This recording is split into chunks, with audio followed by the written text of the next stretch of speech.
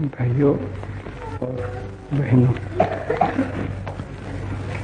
मुझको यहाँ थोड़े प्रश्न आ गए हैं। मैं देखता हूँ कि कितना मैं पहुँच सकता हूँ। तो इसमें एक भाई लिखते हैं कि जबकि सिंध के हिंदू और सिख पाकिस्तान में मान से नहीं रह सकते, पंजाब पाकिस्तान के हिंदू और सिख वापस जाने की आशा कैसे रखें? क्या दिलों में कोई तब्दीली आई है? ये सवाल वो भाई कर नहीं सकते थे अगर पूरा जानते तो। मैंने तो वही कहा है कि जब तब्दीली हो जाएगी तब ही मैं कहूँगा कि जाओ। ऐसा एक आ गया, वो थोड़े चंद मुसलमान भाई आकर कह गए कि उनको तो भी जाना ही है, तब्दीली हो गई है। तो मैंने आपसे कह लिया उनकी इजाज़त से अभी वो तो जब मेरे पास वापस आवे मैं समझ लूँ तभी तो मैं कह सकता हूँ। आज तो मैं किसी को कहता नहीं हूँ कि एक भी आदमी को यहाँ से पाकिस्तान में वापस जाना है। और ये तो बिल्कुल ठीक है कि सिंध में हिंदू और सिख आराम से मान से नहीं रह सकते हैं, तो वैसे मैं पंजाब की क्या आशा रखूं? तो मैंने कोई पंजाब की ही बात नहीं कि मैंने सारे पाकिस्तान की बात की है, तो वो सब ठीक बात है।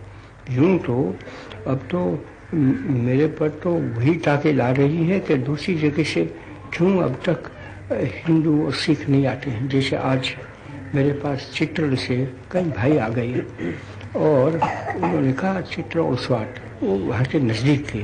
उन्होंने कहा कि अभी हम 251 पढ़े हैं, वो तो कोई बड़ी बात नहीं हुई।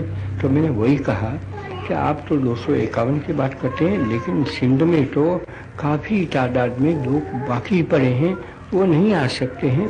तो वैसे आपकी क्या बात है? लेकिन सबकी यहाँ जो हमारी हुकूमत है वो तजवीज़ कर रही है और सबको खत लिखें वो तो नहीं बन सकता है, मैं समझ सकता हूँ, लेकिन तजवीज़ हो रही है और भी होने वाली है और उनको चैन नहीं होगा जब तक वो नहीं आ सके हैं। तो वो ठीक बात कहते हैं, लेकिन वो समझ लो कि किसी को मैं जाने का नहीं कहने वाला हूँ जब तक वो दिलों की तब्दीली नहीं हुई है। और अगर एक जगह पे तब्दीली हो जाती है और वो पाकिस्तान में, तो मैं कहता हूँ कि यहाँ तब्दीली होने की ही है। यहाँ ये भी हो सकता है कि यहाँ तब्दीली हो, तब तो मैं जानता हूँ कि पाकिस्तान में होने की है। वो थोड़ी मुश्किल की बात है, ऐसा मैं कह सकता हूँ, लेकिन होने की है उसमें मुझको कोई शक नहीं है। हम पाकिस्तान में बिगड़े तो हम भी बिगड़ गए। पीछे मुझको कोई पूछे कि कितने बिगड़ गए, वो तो कहो, और कब बिगड़े, वो कब और कितने उसकी बात होनी नहीं चाहिए। तब दो बिगड़ जाते हैं तो पीछे कौन किसको पूछेगा?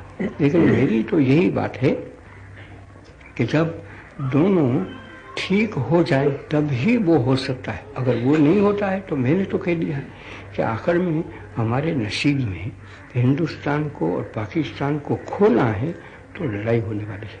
मैं इतना कह सकता हूँ आपको कि जिस हालत में आज हम पड़े हैं, इस हालत में हम चैन से कभी हिंदुस्तान में रहने वाले नहीं है। हमारे लोग तो कहते हैं कि हाँ वो तो तब्दीली तो हो गई। तब्दीली क्या, ये तो कहो कि उलट पुलट हो गया। वहाँ से लोग यहाँ आ गए, सिख और हिंदू, और यहाँ से मुसलमान चले गए।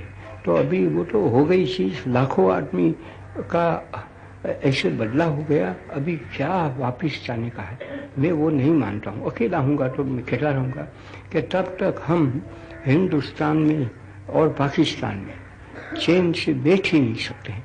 क्यों कि कितना भी हो, यहाँ सिखों को, हिंदू को, दूसरों को आराम से कुछ रहने का मिल जाए, कुछ धंधा पैसा भी हो गया, तब भी दिल में तो वो चीज़ रहने वाली। चोट करे, मैंने मेरा घर चला गया, मेरे पास से छीन लिया, वो किसी को अच्छा लगता है क्या?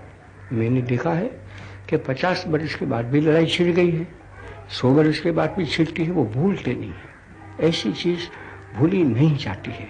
इसलिए मैं समझता हूँ कि ये अगर नहीं होता है पूरा पूरा समझौता, दिली समझौता, तब तक मैं जानता हूँ कि हमारे लिए खैर नहीं है हिंदुस्तान में।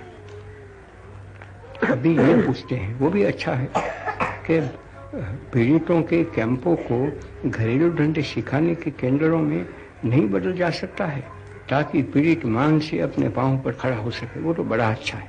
और मैं तो वही कह रहा हूँ और मैं कहूँगा कि वो हो सकता है।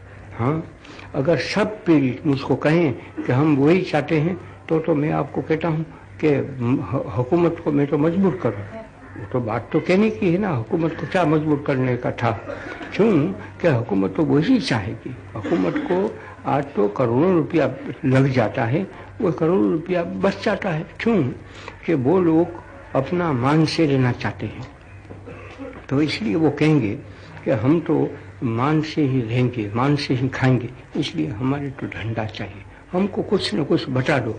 तो मैंने तो बता भी दिया है कि करो, लेकिन सब अगर करें तो मैं तो जिस भाई ने पूछा है उसको कहूँगा कि आप इसके लिए काफ़ी आंदोलन करें और पीछे ऐसी आबोहवा पैदा करें कि लोग कहें कि हमको तो धंधा मिले, वो धंधा करें हम खाएं।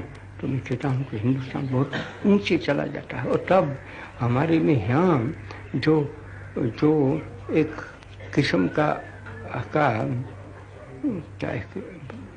बिगाड़ हो रहा है, वो बिगाड़ मिट जाएगा। आज ही मेरे पास एक चीज़ आई है, अभी मैं आता था तब ही, एक बहन बेटी है कि वो तो हिंदू है, अभी वो तो अपने घर में, वो भी मेरा ख्याल है पाकिस्तान से चली आई है, कुछ भी है, अपने घर में रहती है। एक रोज़ वो अपने घर में से चली गई, एक रोज़ तो मानी दो तीन की बात होगी, घर से चली आई तो उसका ताला कुंजी, वो ताला तोड़ डाला और वहाँ सिख भाई चले गए। ऐसे हिंदू भाई भी जा सकते हैं, लेकिन यहाँ तो सिख भाई की बात है।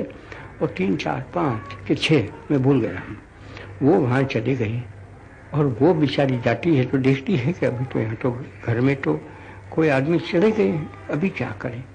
तो पीछे उसने तो कोई पुलिस को खबर दी, उसने पीछे उसको पकड़े तो एक आदमी उसमें से भाग छूटा। अब भी वो पूछती है मुझको कि अभी मुझको क्या करना चाहिए, क्या मैं घर छोड़ दूँ।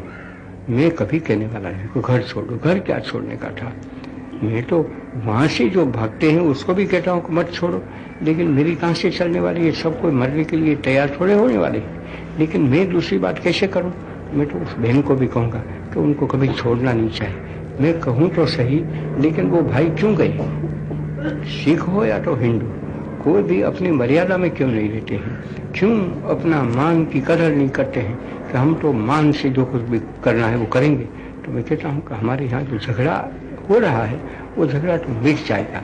और जब लोग ये सीख जाएंगे तो हम जिंदा रहना चाहते हैं तो भी मान से ही जिंदा रहेंगे, इज्जत से रहने वाले हैं, तब हमारी शक्ल बदलने वाली है और हिंदुस्तान बहुत ऊंचा चढ़ जाएगा। तो मैं तो वो चाहता हूँ कि सब यही उसको कहें। और तब तो जितने ये जो पीड़ित भाई है वो ऐसा ही कह देंगे कि हम किसी पर जबरदस्ती नहीं करने वाले हैं, किसी के घर में घुस नहीं जाएंगे, और हम तो कुछ भी पैसा हमको मिले उस पैसे के मार्फत जो हम खाना खा सकते हैं वही खाना खाएंगे, बाकी सब हमारे लिए जहर है। भले कोई हमको खीर भोजन दे दे तो भी वो जहर सा है, और हमको एक सूखी रोटी मिल जाती है तो भी हम तो कहेंगे कि सूखा टूका राम जी का, सूखा रूखा राम जी का टुकड़ा, और वो तो ऐसा है कि हम चैन से खाने वाले हैं। ऐसा हमारे तो बनना चाहिए, इसमें मुझको कोई शक नहीं है। तो वो दो का तो मैंने कह दिया, छोड़ना नहीं चाहता हूँ। अभी इसमें जो पूछा है दूसरे प्रश्न, वो पढ़ने में भी थोड़ी दिक्कत होगी ना, तो अभी मैं इसका जवाब तो कल देने की कोशिश करूँगा, पढ़ लूँगा और किसी दिन उसको डेढ़ बराबर लेना है।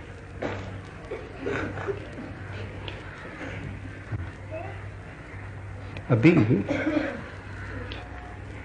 एक भाई ने बड़ा अच्छा खत लिखा है, उसने अपना ठिकाना बेकारा नहीं दिया है, लेकिन मुझको प्रिय लगा, इसलिए मैं वो खत ही आपको पढ़कर सुनाना चाहता हूँ।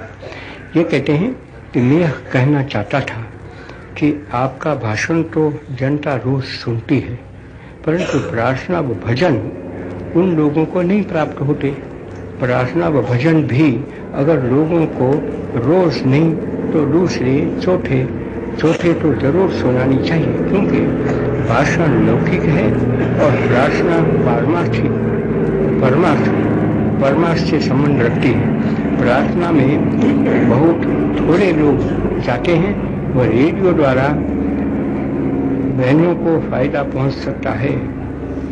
आशा है आप सोचकर इसको अगर मुनासिब समझेंगे तो शुरू करवा दें। अभी बात यह है कि ये रेडियो जो मैं कहता हूँ उसको इस तरह से देते हैं, वो भी कोई मेरी कृति नहीं है।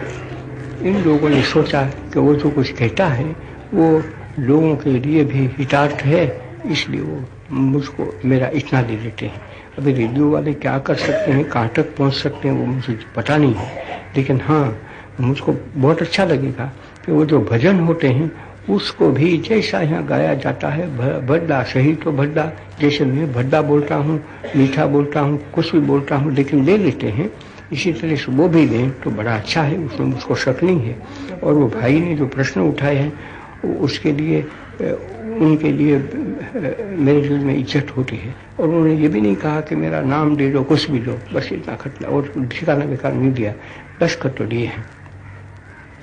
एक बात मैं कहना चाहता हूँ तो भी कि वो पृथक करते हैं प्रार्थना और भजन।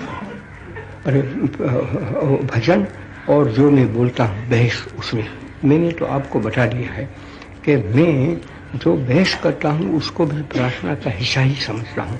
आप न समझे वो दूसरी बात है, वो मेरी ज़बान से सुनते हैं। भजन तो मैं गाकर नहीं सुनाता हूँ, मेरी ज़बान में इतनी मिठास नहीं है, और पीछे मैं सब कुछ ऐसे गा भी नहीं सकता हूँ। मैं तो अभी ज़ईफ़ हो गया, इसलिए लड़कियों को कह रहा हूँ गाओ, लड़की तो अच्छा गाती है ऐसा मेरा ख्याल है, लेकिन अच्छा बुरा इससे तो मैं पहचानता नहीं, उसका दिल में कुछ है कि नहीं। तो जो कोई भी बहुत मीठा सुर भी हो, लेकिन वो कहें कि मीठा सुर है इसलिए तो मैं तो उनको नहीं गाने देता हूँ। मैं जब समझ जाता हूँ कि वो भक्त हैं, भक्त होने की कोशिश कर रहे हैं, तब तो मैं उनको गाने देता हूँ। तो मेरी ऐसी उम्मीद है कि जो लड़कियों को, अरे भाई कोई भी जिसको मैं गाने देता हूँ या तो गाने के लिए प्रेरणा करता हूँ, ऐसा समझ कर के उनके दिल में भगवान है, भगवान के लिए जगह काफ़ी उसमें रहती है, तब तो वो संस्कारी चीज़ बन जाती है। तो वो अगर भजन, हमारे भजन भी संस्कारी ना हो सकते हैं, सिर्फ गाने के खातर कहते हैं, तो वो सुनाकर क्या करना था। तब तो पीछे रेडियो में जो आता है, सिनेमा में आता है, वही सबसे अच्छा माना जाए, क्योंकि वो तो बहुत अच्छा आवाज़ निकलने वाली बाई और भाई और बड़ा मधुर सुर से गाती है, लेकिन उसके दिल में भगवान है कि नहीं है वो तो वो जाने, मैं कैसे जान सकता हूँ। इसलिए यहाँ जो होता है इसमें तो ये मर्यादा रही है, तो मुझको बड़ा अच्छा लगेगा, ऐसा हो सकता है। लेकिन मैं ये कहूँगा कि मैं तो वो भगवान के नाम से ये भजन होता है वो भी होता है, और मैं जो आपसे कहता हूँ वो भी यही है, उनका ही काम है, तो उसको भी ऐसा ही समझो कि वो भजन का हिस्सा ही है, और प्रार्थना में दूसरा जो श्लोक वगैरह उसका ही हिस्सा है, लेकिन नहीं है, और दूसरे लोग ये समझने वाले नहीं। मैं कितना भी कहूँ तो भी, इसलिए मुझको पसंद होगा, लेकिन तो भी लोग समझने की कोशिश तो करें कि दोनों में कोई फर्क तो है ही नहीं।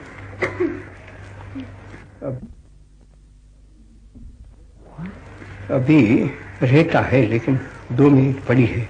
एक चीज़ और मैं कह सकता हूँ तो कोशिश में करूँ। अभी ऐसा है, ये जूनागढ़ और अजमेर के बारे में, जूनागढ़ की बात थोड़ी तो मैंने आपसे सुना दी है, अजमेर के बारे में भी मेरे पास एक तार आ गया है। मैं तो अजमेर का किस्सा जानता हूँ और पूरा है, हमारे लिए कोई अच्छा है ऐसा नहीं है, लेकिन जो उसमें तार में देते हैं वो कुछ अच्छा नहीं है, उसमें बहुत अतिशयोक्ति है। और जब इस तरह से मुबालगा होता है तो पीछे आदमी चिढ़ जाते हैं, और एक तो हमारे दिल में तो जहर तो भरा है, इस कारण तो जो हो गया वो हुआ। अभी उसमें कहें अभी तो हम मर रहे हैं, लूट होती है, सब जल गया है, और दरगाह है वो भी खतरे में पड़ी है, तो वो तो ठीक बात नहीं है। दरगाह कोई खतरे में है नहीं, और दरगाह शरीफ को कौन छोड़ने वाला है, मेरी उम्मीद है। लेकिन वो उम्मीद में रखता हूँ, वो तो एक बात है, लेकिन आज कुछ हुआ नहीं है, और मुझको सुनाया गया है कि दरगाह के लिए कोई खतरा हो ही नहीं सकता है ही नहीं।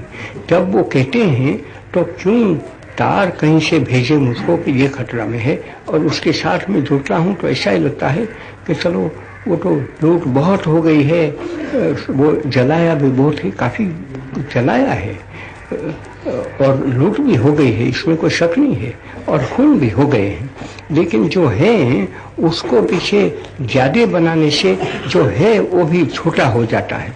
और जूनागढ़ का इसी तरह से है कि वहाँ तो अभी कुछ है ही नहीं है, वो तो उल्टा तो हो गया है, उसका तो मेरे पास तार आ गया है, खत आए हैं कि वहाँ तो वो उल्टी बात है, उसको तो मैं क्या आपको सुनाऊं, लेकिन मैं ये कहूँगा, और क्योंकि वहाँ के लोगों को तो मैं जानने वाला हूँ, वहाँ का पढ़ा हुआ हूँ, सबको पहचानता हूँ, तो वो ऐसा करते हैं, वो बहुत मुझको चुभता है। तो उन्हीं के लिए मैं कहना चाहता हूँ कि ऐसा न कीजिए, जितना है इतना ही कहो, एक कोई भी उसमें बढ़ाना नहीं है। ऐसा करने से तो हमको जो इंसाफ चाहिए वो मिल सकेगा, अगर ऐसा न करें तो हमारा क्षय है। बस हो गया, ये भी उसके साथ।